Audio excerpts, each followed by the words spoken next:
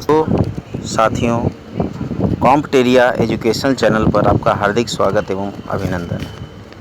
आज हम कॉम्पटेरिया education channel पे एमपीपीसीएस प्रारंभिक परीक्षा 2021 जो कि 19 जून 2022 को आयोजित की गई थी, उसके सेट बी को सॉल्व कर रहे हैं ऑफिशियल आंसर की से। आइए हम देखते हैं मध्य प्रदेश लोक सेवा आयोग राज्य सेवा परीक्षा, राज्य वन सेवा परीक्षा प्रारंभिक के प्रथम प्रश्न पत्र का सलूशन। सेट बी है, सामान्य अध्ययन का पहला पेपर है। रणजीत सिंह का संबंध किस मिसल से था? देखिए, रणजीत सिंह का संबंध शुकरचकिया मिशन से था। इसके बाद दूसरा प्रश्न है, राष्ट्रीय अंतरिम सरकार में रियासतों का विभाग किसे दिया गया था? तो राष्ट्रीय अंतरिम सरकार में रियासतों का विभाग सरदार वल्लभ भाई पटेल को दिया गया था। ये सारे आंसर मैं ऑफिशियल आंसर की से आपको करा रहा हूँ। जो भी छात्र मध्य प्रदेश प्रारंभिक परीक्षा दिए हों या देना चाहते हों, उनके लिए बहुत ही लाभदायी है लेक्चर। कॉम्पटेरिया चैनल को सब्सक्राइब कर दें, वीडियो को लाइक करें और शेयर करें अगर अच्छा लगे तो। तीसरा प्रश्न है, कांग्रेस सम्मेलनों को शिक्षित भारतीयों का वार्षिक राष्ट्रीय मेला किसने कहा था? तो कांग्रेस सम्मेलनों को शिक्षित भारतीयों का वार्षिक राष्ट्रीय मेला लाला लाजपत राय ने कहा था। महात्मा गांधी ने दांडी यात्रा किस आश्रम से प्रारंभ की थी? तो महात्मा गांधी ने दांडी यात्रा साबरमती आश्रम से प्रारंभ की थी। अगला प्रश्न है, डलहौजी की व्यपगत सिद्धांत के अंतर्गत विलय किया गया प्रथम राज्य कौन सा था? तो डलहौजी के व्यपगत सिद्धांत के अंतर्गत विलय किया गया प्रथम राज्य सतारा था। अगला प्रश्न है, राज्य मानवाधिकार आयोग के अध्यक्ष और सदस्यों की नियुक्ति के नामों की सिफारिश करने वाली समिति में कौन शामिल है? तो देखिए, इस समिति में शामिल है विधानसभा अध्यक्ष। अगला प्रश्न है, राज्य के मुख्य चुनाव अधिकारी की नियुक्ति कौन करता है? तो राज्य के मुख्य चुनाव अधिकारी की नियुक्ति राज्यपाल करता है। क्वेश्चन नंबर 8, निम्नलिखित कथनों पर विचार कीजिए। भारत निर्वाचन आयोग के मुख्य निर्वाचन आयुक्त को उच्चतम न्यायालय के न्यायाधीश के वेतन के बराबर वेतन का संदाय किया जाता है। बिल्कुल सही है। भारत के मुख्य निर्वाचन आयुक्त कार्यकाल पदभार ग्रहण करने की दिनांक से 6 वर्ष की अवधि या 65 वर्ष की आयु जो भी पहले हो तक होगा। यह भी बिल्कुल सही है। लेकिन तीसरा कथन कहता है कि कोई निर्वाचन आयुक्त किसी भी समय मुख्य निर्वाचन आयुक्त को संबोधित स्वहस्ताक्षरित लेख द्वारा अपना त्यागपत्र दे सकता है। नहीं, ये गलत है। तो ऑप्शन 1 और 2, ऑप्शन बी सही होगा 8th का। 9वां प्रश्न है, मध्य प्रदेश लोक सेवा आयोग में अधिकतम कितने सदस्य होंगे? तो इसका आंसर होगा सही 5 सदस्य। 5 सदस्य होंगे, ऑप्शन बी सही है।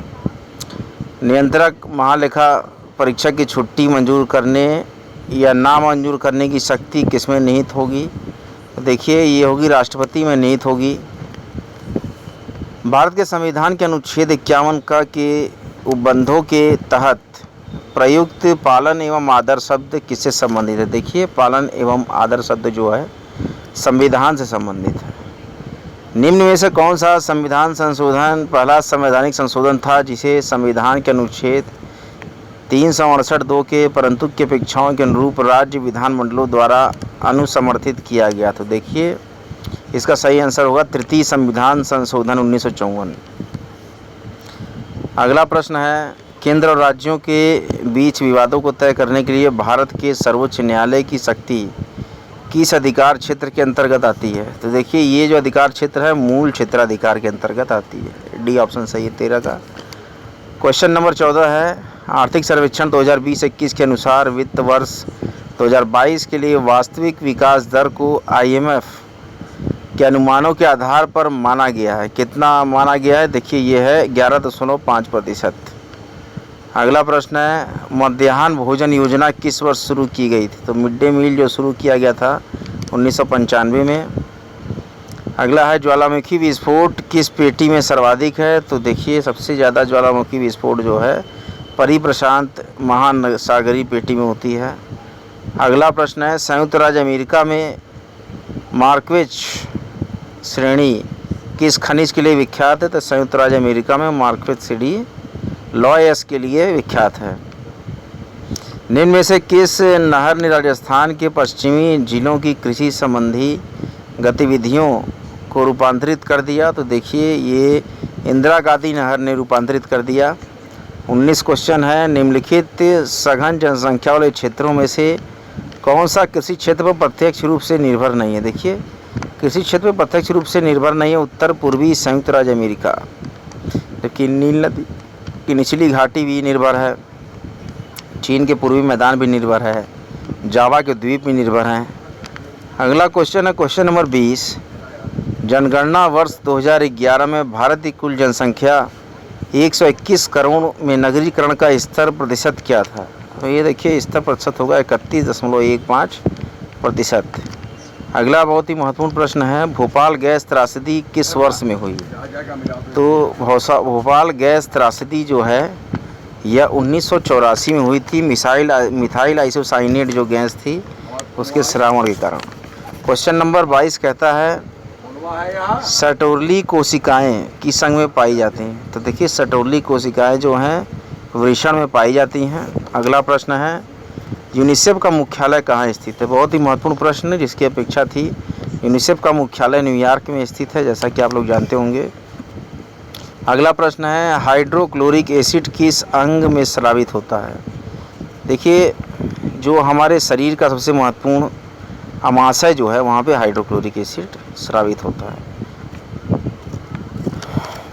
अगला प्रश्न है स्कर्वी रोग इस विटामिन की न्यूनता से होता है? किस विटामिन की न्यूनता से यानी कमी से होता है स्कर्वी रोग? तो विटामिन सी, जैसा कि हम जानते हैं।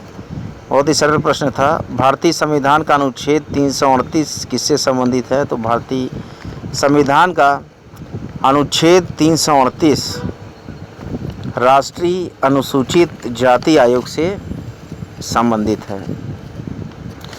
अगला प्रश्न है सूचना का अधिकार अधिनियम की धारा 20 के अंतर्गत कौन सा जुर्माना लग सकता है? देखिए ये केंद्रीय सूचना आयोग या राज्य सूचना आयोग ये जुर्माना लग सकता है। 28वां प्रश्न है भारत के नियंत्रक महालेखा परीक्षक संघ की लेखाओं संबंधी अपना प्रतिवेदन प्रस्तुत करता है। तो ये अपना प्रतिवेदन प्रस्तुत करता है किसी को नहीं, क्योंकि भारत के मुख्य न्यायाधीश कह रहा है, प्रधानमंत्री कह रहा है, उपराष्ट्रपति कर रहा है, इनमें से किसी को भी अपना प्रतिवेदन नियंत्रक एवं महालेखा परीक्षक नहीं प्रस्तुत करता है, क्योंकि वो प्रस्तुत करता है राष्ट्रपति को। याद रखिएगा। तो इसका इनमें से कोई नहीं आंसर सही होगा। क्वेश्चन नंबर 29 देखते हैं राज्य लोक सेवा आयोग के अध्यक्ष और सदस्यों की नियुक्ति किस प्रकार की जाती है? किसके द्वारा की जाती है? तो राज्य लोक सेवा आयोग के अध्यक्ष और सदस्यों की नियुक्ति जो है राज्यपाल द्वारा की जाती है। विकास निगरानी और मूल्यांकन कार्यालय DMEO का गठन किया गया था कब? ये गठन किया गया था 18 सितंबर 2015 को। मध्य प्रदेश का वो जिला जिसमें लिंग अनुपात सबसे कम है, तो सबसे कम लिंगानुपात वाला जिला है भिंड। मध्य प्रदेश कितने कृषि जलवायु क्षेत्रों में विभाजित है? तो मध्य प्रदेश जो है 11 कृषि जलवायु क्षेत्र में विभाजित है।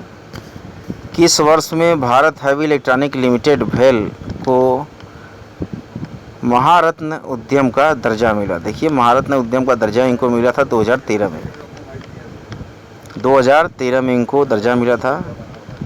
इंदिरा गांधी ट्राइबल विश्वविद्यालय मध्य प्रदेश से किस शहर में स्थित है? जैसा कि आप जानते होंगे मध्य प्रदेश में बहुत ज़्यादा अनुसूचित जनजाति निवास करती है। तो 34 प्रश्न है, ये अमरकंटक में स्थित है इंदिरा गांधी ट्राइबल विश्वविद्यालय। 35वां प्रश्न है हिंदुस्तान कॉपर लिमिटेड का कॉपर प्रोजेक्ट मध्य प्रदेश के निम्नलिखित शहरों में किस शहर में है? इस शहर को कॉपर सिटी के नाम से भी जाना जाता है। तो हिंदुस्तान कॉपर लिमिटेड का जो ये कॉपर सिटी है ये आपकी मलाज खंड, सबसे ज़्यादा तांबा पाया जाता है यहाँ पर। याद रखिए, बहुत ही महत्वपूर्ण प्रश्न और कई बार ये प्रश्न आ चुका है, इसकी अपेक्षा भी थी। क्वेश्चन नंबर 36 है वर्चुअल कीबोर्ड से किस प्रकार कंप्यूटर की रक्षा करते हैं? तो देखिए वर्चुअल कीबोर्ड पासवर्ड चोरी, ट्रोजन प्रोग्राम और स्पाईवेयर से कंप्यूटर की रक्षा करते हैं। क्वेश्चन नंबर 37 है एक ईमेल को एक स्रोत से उत्पन्न दिखता है लेकिन वास्तव में दूसरे से भेजा गया है। तो ये होता है स्पूफिंग। स्पूफिंग होता है इस प्रक्रिया का नाम। क्वेश्चन नंबर 38 कह रहा है कि एक नेटवर्क वातावरण में जो सर्वर नहीं है, तो ये है नेटवर्क सर्वर है। ऑप्शन डी सही होगा 29 का। ये नेटवर्क सर्वर के बारे में बात हो रही है। एक सामान्य नेटवर्क टोपोलॉजी नहीं है। देखिए नेटवर्क टोपोलॉजी ये आपकी नहीं है। ग्रिड जो है एक सामान्य नेटवर्क टोपोलॉजी नहीं है, जबकि बस स्टार और रिंग जो है ये सामान्य नेटवर्क टोपोलॉजी है। तो ग्रिड जो है सामान्य नेटवर्क टोपोलॉजी नहीं है। सच्चा न्यायोचित विश्वास अक्सर कहा जाता है। देखिए सच्चा न्यायोचित विश्वास अक्सर ज्ञान के रूप में कहा जाता है। क्वेश्चन नंबर 41 निम्नलिखित में से किस जिले में बैगा विकास अभिकरण नहीं है। देखिए बैगा विकास अभिकरण जो है यह जिस जिले में नहीं है उसका नाम है रायसेन, जबकि मंडला, शहडोल और बालाघाट में है। अगला क्वेश्चन है कि निम्नलिखित में से कौन मध्य प्रदेश के प्रमुख चित्रकार नहीं है। नारायण, श्रीधर बेंद्रे, विष्णु चिंचालकर, नाना साहेब पेंसले, अमृत लाल वेंगड़। तो देखिए इसमें से नाना साहेब पेंसे जो है मध्य प्रदेश के चित्रकार नहीं है। और 43वां प्रश्न है किस तीर्थ स्थल का प्राचीन नाम मानधाता है। देखिए बहुत ही महत्वपूर्ण प्रश्न है, बहुत ही अच्छा। हिस्ट्री के स्टूडेंट्स काफ़ी अच्छा रोचक प्रश्न हो गया। ओंकारेश्वर में जो है इनका पुराना नाम था मानधाता। ओंकारेश्वर का पुराना नाम मानधाता था। 44वां प्रश्न है तुर्रा कलंगी लोकनाट्य किस क्षेत्र में प्रसिद्ध है। तो तुरंगा कलंगी लोकनाट्य जो है मालवा में प्रसिद्ध है। निम्न में से कौन सा अभिलेख विश्व के प्रथम विज्ञापन के तौर पर जाना जाता है। बहुत ही अच्छा प्रश्न ये फ्रेम किया है MPPSC ने। मैं तारीफ करता हूँ इस आयोग की। कौन सा अभिलेख विश्व के प्रथम विज्ञापन के तौर पर जाना जाता है। तो यह होगा दसपुर अभिलेख जो है विश्व के प्रथम विज्ञापन के तौर पर जाना जाता है। राष्ट्रीय राजमार्ग 30, राष्ट्रीय राजमार्ग 39, राष्ट्रीय राजमार्ग 46 और राष्ट्रीय राजमार्ग 44 देखिए किन किन शहरों से मध्य प्रदेश से गुजरता है। और राष्ट्रीय राजमार्ग 30 जो है ये आपका गुजरता है जबलपुर से। राष्ट्रीय राजमार्ग 39 जो है खजुराहो से गुजरता है। राष्ट्रीय राजमार्ग 46 जो है भोपाल से गुजरता है। और राष्ट्रीय राजमार्ग 44 जो है सागर से गुजरता है। क्वेश्चन नंबर 47 देखते हैं। तो ये ऑप्शन सी सही हो जाएगा 46 का। क्वेश्चन नंबर 47 देखते हैं निम्न में से कौन सा हवाई अड्डा अंतर्राष्ट्रीय हवाई अड्डा नहीं है। देखिए भोपाल, इंदौर, खजुराहो, ग्वालियर। जैसा कि आप जानते हैं खजुराहो और ग्वालियर जो है अंतर्राष्ट्रीय हवाई अड्डा नहीं है, जबकि भोपाल और इंदौर जो है अंतर्राष्ट्रीय हवाई अड्डा भोपाल इंदौर होगा। और खजुराहो ग्वालियर अंतर्राष्ट्रीय हवाई अड्डा नहीं होगा। ऑप्शन सी सही होगा 47 का। क्वेश्चन नंबर 48 है मध्य प्रदेश निम्न में से कौन सा स्थान और जिला ताप विद्युत केंद्र से संबंधित नहीं है। सारणी बैतूल में, अमरकंटक अनूपपुर में, अबीर सिंहपुर उमरिया में और दोंगालिया मुंडी खरगोन में। इसमें से कौन सा विद्युत केंद्र तापी विद्युत केंद्र से संबंधित नहीं है। तो देखिए बड़ा ही सरल प्रश्न है। इसमें दोंगालिया मुंडी खरगोन का जो है तापी विद्युत क्षेत्र से स्थान और जिला ये संबंधित नहीं है। 49वां प्रश्न है निम्नलिखित में से कौन सा युग में सही सुमेलित नहीं है। देखिए बरौगा परियोजना है, बरगौ है, तवा परियोजना, मटियारी बांध परियोजना, बारना घाटी परियोजना।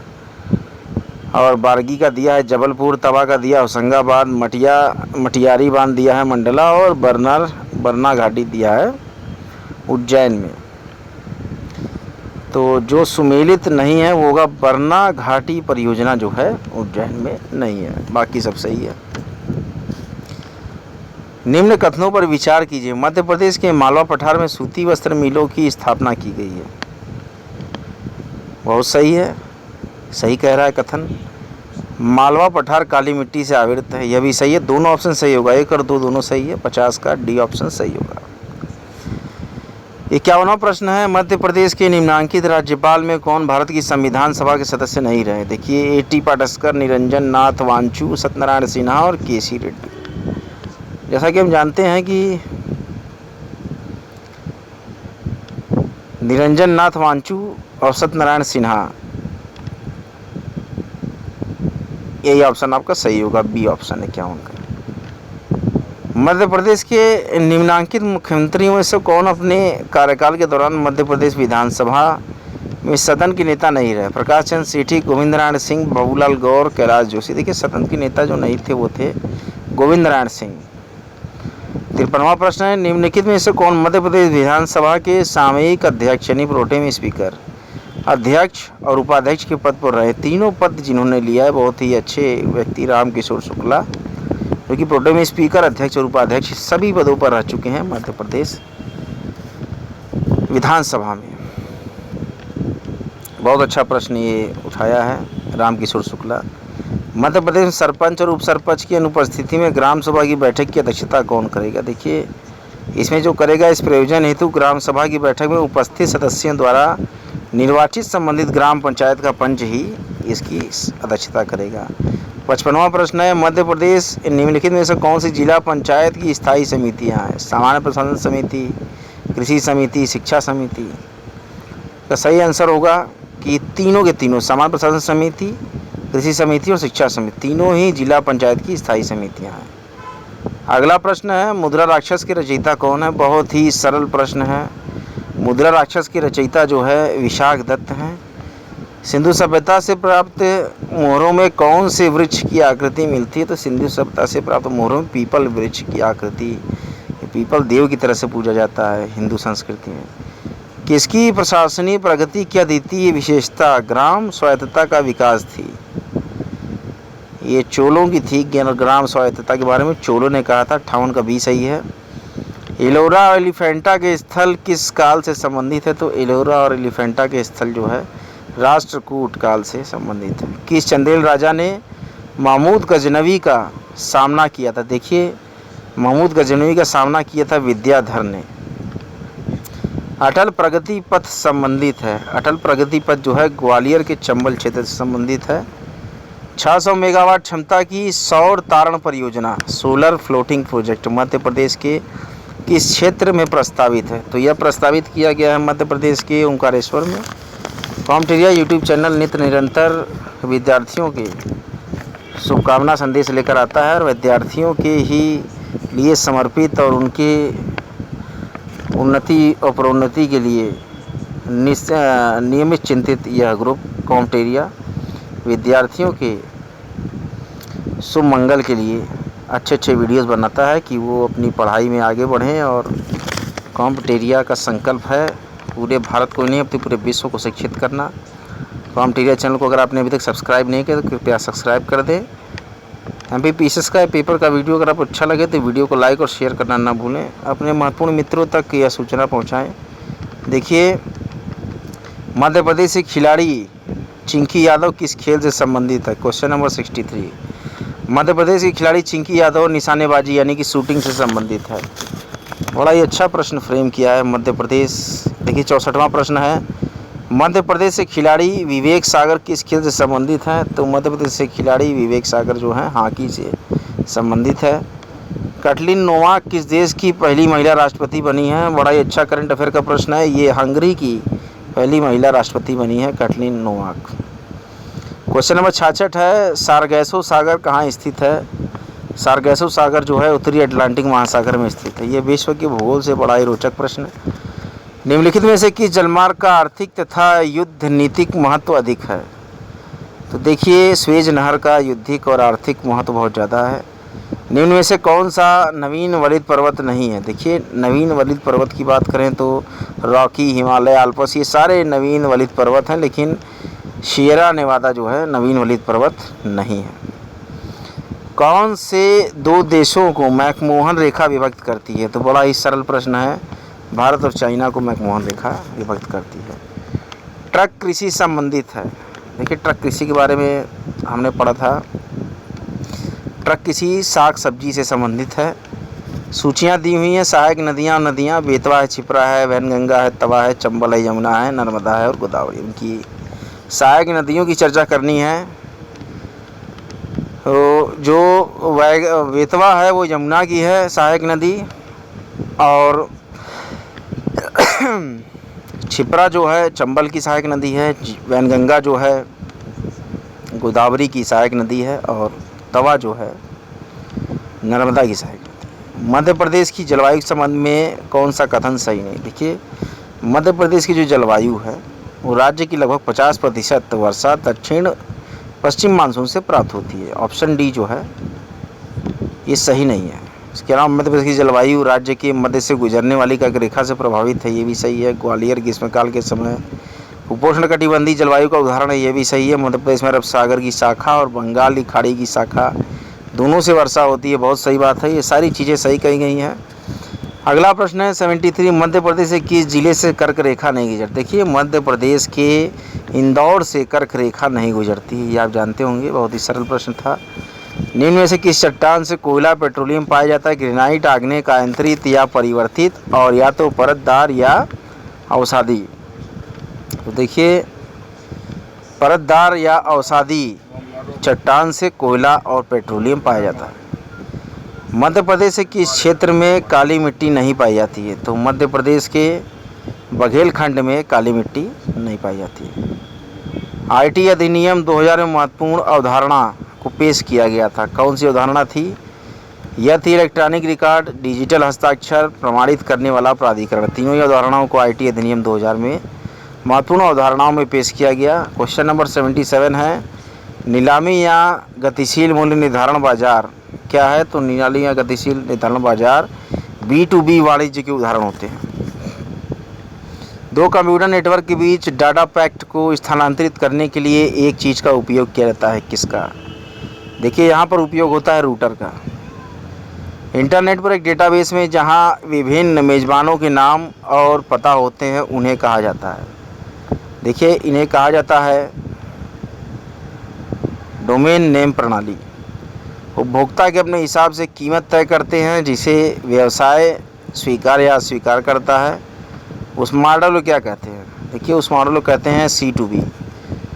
कॉर्बेट टाइगर रिजर्व किस भारतीय राज्य में स्थित है? तो कॉर्बेट टाइगर रिजर्व जो है उत्तराखंड में स्थित है। कॉर्बेट टाइगर रिजर्व सबसे पुराना टाइगर रिजर्व है और भारत का पहला टाइगर रिजर्व है। विश्व स्वास्थ्य संगठन की स्थापना कब हुई थी? विश्व स्वास्थ्य संगठन की स्थापना 7 अप्रैल 1948 को हुई थी। इसरो का पूरा नाम क्या है? इसरो का पूरा नाम है इंडियन स्पेस रिसर्च ऑर्गेनाइजेशन। किस भारतीय राज्य ने भी हाल में विश्व पेंगोलिन दिवस पर एक भारतीय पेंगोलिन को रेडियो टैंड किया है? तो ये इन्होंने किया है मध्य प्रदेश में। फास्फेटेज परीक्षण किसके विश्लेषण हेतु उपयोग में लाया जाता है? देखिए फास्फेटेज परीक्षण जो है वह दूध के विश्लेषण में उपयोग में लाया जाता है। भारत शासन अधिनियम 1935 के तहत प्रस्तावित संघीय प्रणाली क्या थी? तो इसके तहत संघीय प्रणाली थी भारत संघ। जवाहरलाल नेहरू ने भारत की संविधान सभा की किस बैठक में उद्देश्य प्रस्ताव रखा था? तो जवाहरलाल नेहरू ने संविधान सभा की 5वीं बैठक में उद्देश्य प्रस्ताव रखा था। संसद के दोनों सदनों की संयुक्त बैठक बुलाने के लिए भारत के संविधान के अनुच्छेद 108 के तहत निम्नलिखित में से किसकी आवश्यकता है? तो संविधान के संसद के दोनों सदनों के बैठक बुलाने के लिए भारत के संविधान के अनुच्छेद 108 के तहत राष्ट्रपति का आशय, इसकी आवश्यकता होती है। भारतीय संसद में क्या क्या शामिल है? देखिए भारतीय संसद में जो है राष्ट्रपति, राज्यसभा और लोकसभा, ये तीनों ही शामिल है। क्वेश्चन नंबर 90 है, भारतीय संविधान का कौन सा अनुच्छेद अस्पृश्यता को समाप्त करता है? तो भारतीय संविधान का अनुच्छेद 17 जो है अस्पृश्यता को समाप्त करता है। मालव संवत किस नाम से जाना जाता है? देखिए मालव संवत जो है कृत संवत के नाम से भी जाना जाता है। निम्न में से कौन सा मध्यकालीन शहर छींट के नाम, छींट नामक छपे हुए सूती कपड़े के लिए प्रसिद्ध था? कौन सा मध्यकालीन शहर छींट नामक छपे हुए सूती कपड़े के लिए प्रसिद्ध था? तो ये सिरोज शहर जो है। निम्न में से कौन सा कथन मध्य प्रदेश में स्वतंत्रता आंदोलन के संबंध में असत्य है? देखिए ख्वाजा और भीमा नायक भील नेता थे जिन्होंने ब्रिटिश सत्ता के विरुद्ध संघर्ष किया। स्वतंत्रता सेनानी शंकर शाह गढ़ा मंडल राज्य के थे। रामगढ़ के जुझार सिंह के पुत्र देवनाथ सिंह ने ब्रिटिश सत्ता के विरुद्ध संघर्ष किया। सिपाही बहादुर सरकार की स्थापना इंदौर में की गई थी। देखिए इसका सही जो असत्य जो है कथन है कि सिपाही बहादुर सरकार की स्थापना इंदौर में नहीं की गई थी, यही असत्य होगा।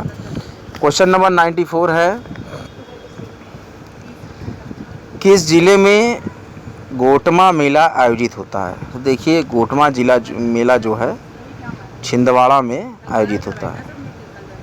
निम्न में से कौन सा युग में सुमेलित नहीं है? हरिशंकर परसाई, भवानी प्रसाद, गजानन माधव मुक्तिबोध और केशवदास। तो इसका देखिए सही आंसर होगा भवानी प्रसाद, गीता फरोज, सतपुड़ा के घने जंगल, हिम तरंगिनी, ये जो है गलत होगा। जबकि हरिशंकर परसाई के हंसते हैं रोते हैं, रानी नागफनी की कहानी, ये सही है। गजानन माधव मुक्तिबोध का चांद का मुख टेढ़ा है और काट का सपना, ये सही है। सारी रचनाएं हैं। केशवदास की रसिक प्रिया और कवि प्रिया इन्होंने लिखी, बहुत सही है। तो भवानी प्रसाद का जो है गीता फरोश और सतपुड़ा के घने जंगल, हिम तरंगिनी, ये सब गलत है, ये इनकी रचनाएं नहीं है। संयुक्त राष्ट्र द्वारा वर्ष 2023 को घोषित किया गया है। देखिए संयुक्त राष्ट्र 2023 को जो घोषित किया, ये महत्वपूर्ण वर्ष है, मोटे अनाज का अंतर्राष्ट्रीय वर्ष। संयुक्त राष्ट्र द्वारा 2023 को मोटे अनाज का अंतर्राष्ट्रीय वर्ष घोषित किया गया है। क्वेश्चन नंबर 97 है, विमुक्त जाति दिवस मध्य प्रदेश के जिस दिनांक को मनाया जाता है? तो विमुक्त जाति दिवस जो है मध्य प्रदेश के 31 अगस्त को मनाया जाता है। विमुक्त जाति दिवस मध्य प्रदेश में किस दिवस को मनाया जाता है? तो विमुक्त जाति दिवस मध्य प्रदेश में 31 अगस्त को मनाया जाता है। श्री राम सहाय पांडे किस लोक नृत्य से संबंधित हैं? तो श्री राम सहाय पांडे लोक नृत्य कला जो ये करते हैं, ये श्री राम सहाय पांडे करते हैं राई। राई जो है बहुत ही महत्वपूर्ण लोक नृत्य कला है। और अगला प्रश्न है 99, श्रीमती दुर्गाबाई व्याम की जनजाति कला से संबंधित है। तो श्रीमती दुर्गाबाई व्याम जो है, इनकी जो जनजाति कला है यह है गोंड शैली, ये गोंड शैली से संबंधित है।